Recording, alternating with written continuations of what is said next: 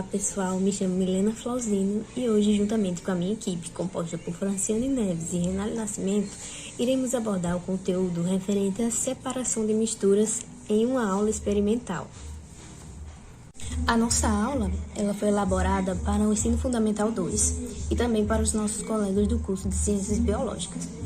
Ela se fundamenta na habilidade da BNCC que diz respeito a selecionar métodos mais adequados para a separação de diferentes sistemas heterogêneos a partir da identificação de processos de separação de materiais, como a produção de sal de cozinha, a destilação de petróleo, entre outros.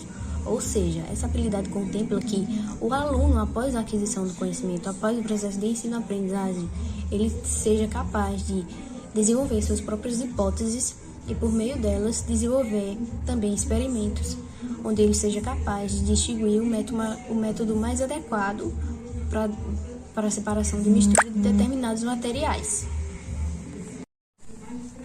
Mas, falando em separação de misturas, você lembra o que são misturas? Bem, as misturas elas estão frequentemente presentes no nosso dia a dia, desde o ar que a gente respira até os alimentos e líquidos que a gente ingere. Ou seja, a mistura nada mais é do que a junção de uma ou mais substâncias, seja ela simples ou composta. E as misturas podem ainda ser divididas em misturas homogêneas, aquelas que apresentam uma única fase, ou heterogêneas, aquelas que apresentam duas ou mais fases.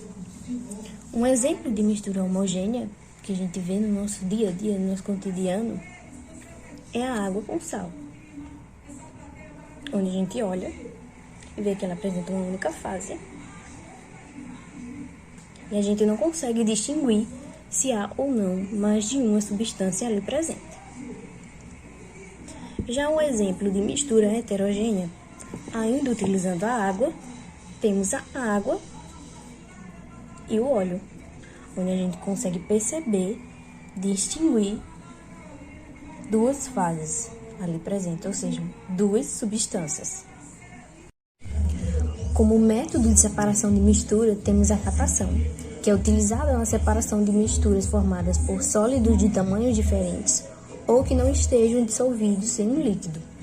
Esse método é utilizado no nosso cotidiano no ato da catação do feijão, como mostra a imagem aqui, e como mostra a imagem ao lado aqui também, por pessoas que trabalham com a reciclagem, com a catagem de material reciclado.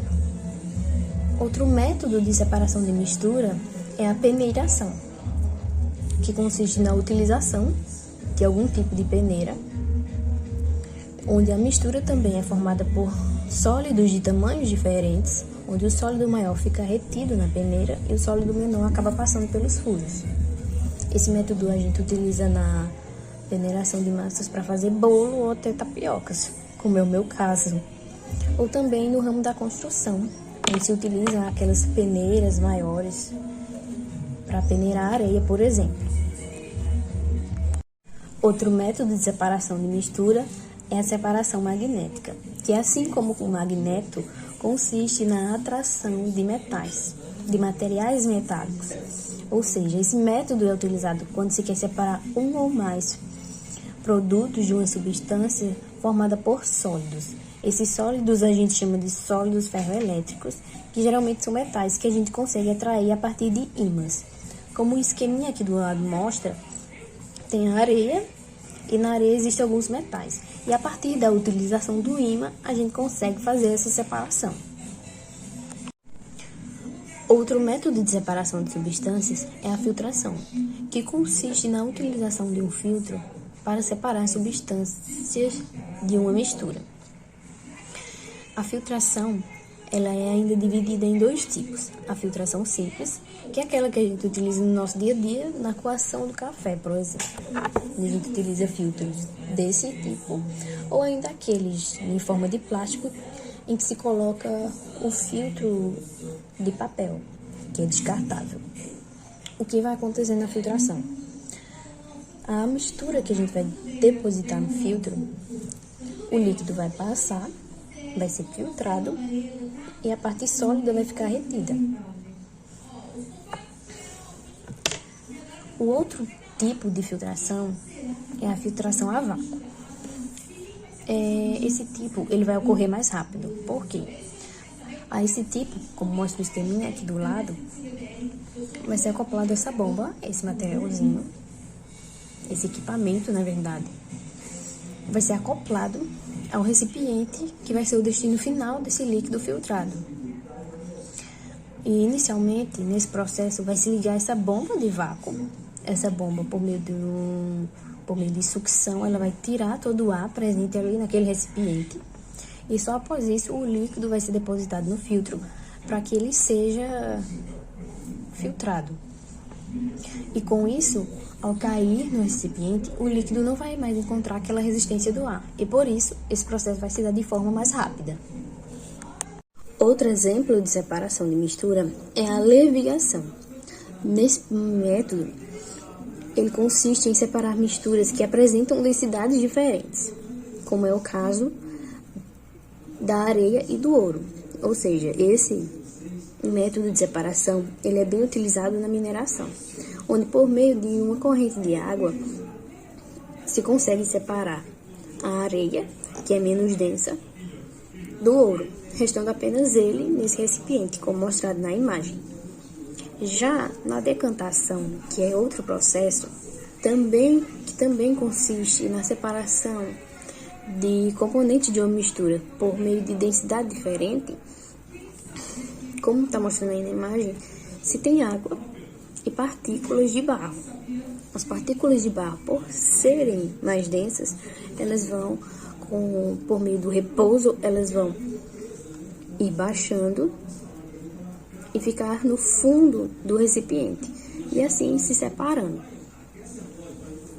Olá pessoal, dando continuidade ao que vem sendo apresentado, agora a gente vai falar um pouco sobre a flotação. E como está aí no slide, é uma técnica que consiste em adicionar bolhas de ar ao meio para que partículas em suspensão no líquido aglutinem-se essas bolhas. Vamos lá.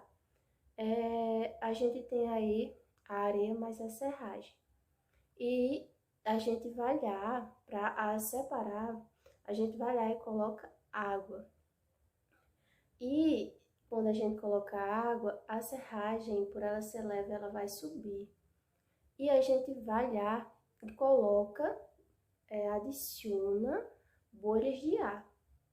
E essas bolhas de ar, as partículas, elas vão adentrar e assim a gente vai poder separar a serragem da areia. Agora a gente vai falar um pouco da dissolução fracionada. Ela consiste em adicionar um solvente, orgânico ou inorgânico, à mistura para que um dos dois componentes seja dissolvido. Aí a gente tem o sal mais a areia nessa imagem. E quando a gente faz a adição da água, que é um solvente, apenas um destes dois componentes vai se misturar com a água, que aí no caso é o sal, e assim a gente pode ter a separação, né? A centrifugação, como está aí no slide, é um mecanismo de separação de misturas heterogêneas entre sólidos ou componentes sólidos e líquidos. Nessa imagem aí a gente tem, quando a gente fala coleta de sangue, aí tem que ter a centrifugação. Essa centrifugação, né, vai fazer com que os nossos componentes que estão presentes do nosso sangue, eles se separam dos glóbulos vermelhos, glóbulos brancos, plaquetas e plasma. Bem, pessoal, agora eu vou falar um pouco sobre a destilação simples, né?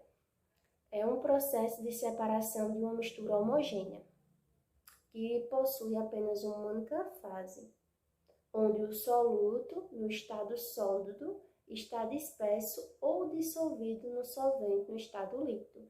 Isso acontece quando a gente faz a dissolução da água com sal. E aí, na destilação simples, a gente consegue fazer a separação e tornar essa água potável para o consumo humano. Bem, pessoal, agora a gente vai falar um pouco, né, da destilação fracionada.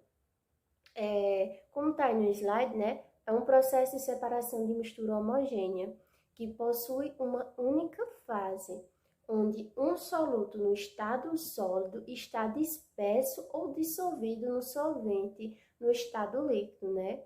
E nas refinarias, os processos físico e químico mais utilizados para o refinamento do petróleo, né? Por isso que tem a destilação fracionada. E também o petróleo, a gente, através da destilação, a gente consegue separar a gasolina, o óleo diesel. Bem, pessoal, agora a gente vai falar sobre a evaporação. É um processo de separação de mistura semelhante à destilação simples. Isto é usado para misturas homogêneas entre sólidos e líquido. Bem, eu vou dar um exemplo para vocês. Por exemplo, se eu boto para ferver a água e o sal e deixar lá, com o tempo a água vai evaporar e o sal vai ficar lá. Aí nessa imagem a gente tem, para a obtenção do sal de cozinha, né, a gente pega da água do mar e é colocado em tanques rasos, né, que são as chamadas salinas. E com o passar do tempo, né, o sol vai fazendo com que a água vai evaporando e só fique o sal. E assim se obtenha, né, o sal, pessoal.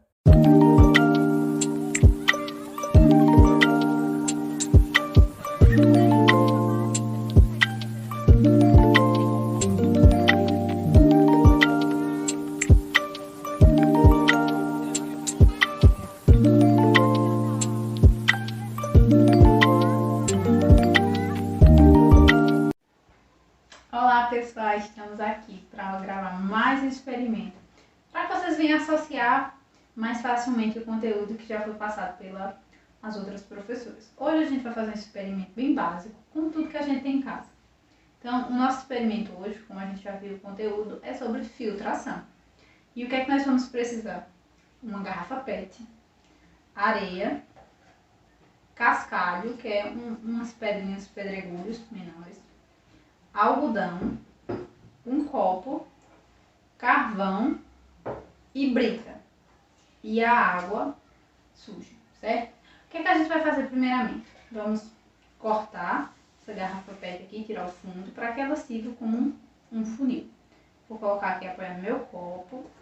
E o primeiro passo a gente tem que fazer o quê? A gente vai ter que colocar o algodão, certo?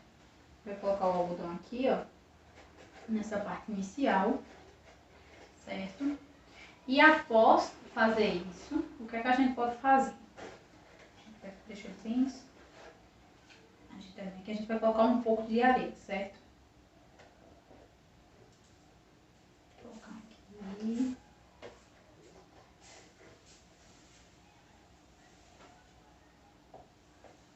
E aí, pessoal, por que é que a gente está fazendo isso? A gente vai criando camadas, assim como já foi repassado, para que a água penetre sobre essas camadas e possa ser filtrado, certo? Vou colocar uma boa quantidade de areia. Pronto. Vocês estão conseguindo ver daí? A gente colocou a areia, certo? Qual é o próximo passo que a gente vai fazer agora? A gente vai colocar uma camada de cascalho.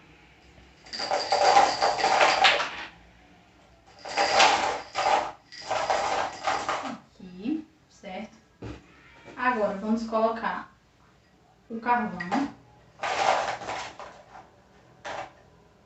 E por último, a brita. Vou colocar aqui.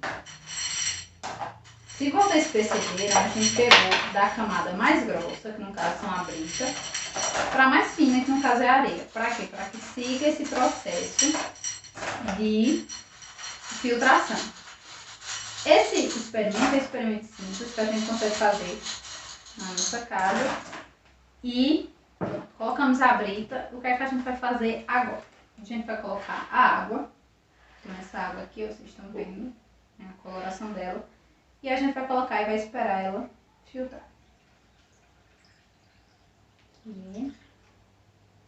Não vou colocar muito, né, para não colocar mais um pouco. a gente vai ver que a água, ela vai começar a cair aqui, certo? Ela vai escorrendo, ó.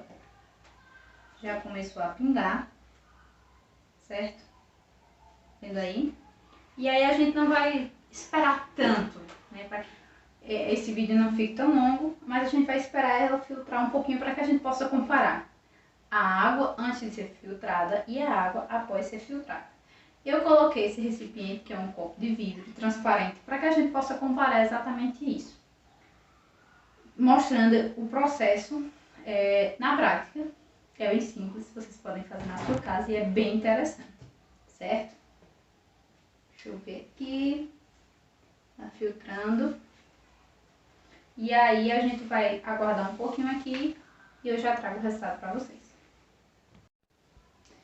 Bem, pessoal, e agora, né, já se passou em média 2 minutos a 2 minutos e meio e já conseguiu filtrar bem. É tanto que tá exatamente, já encheu o copo, né, quando a gente coloca o funil. Eu vou colocar aqui o funil, certo? Vou colocar aqui apoiado e eu vou mostrar a água a vocês. Ela não ficou 100% transparente, límpida, né? Por quê? Porque exatamente esse filtro ele é mais básico, né? Ele não tem uma projeção maior, nem um tamanho também. Também a gente precisaria que passasse mais vezes para que essa água realmente fosse ficar exatamente, totalmente límpida. Mas eu acho que vocês estão conseguindo ver daí, ó. Consegue ver? Essa daqui ela tá bem mais turva, né? Mais amarelada. E essa daqui ela já tá, ó, com um fundo mais transparente, certo?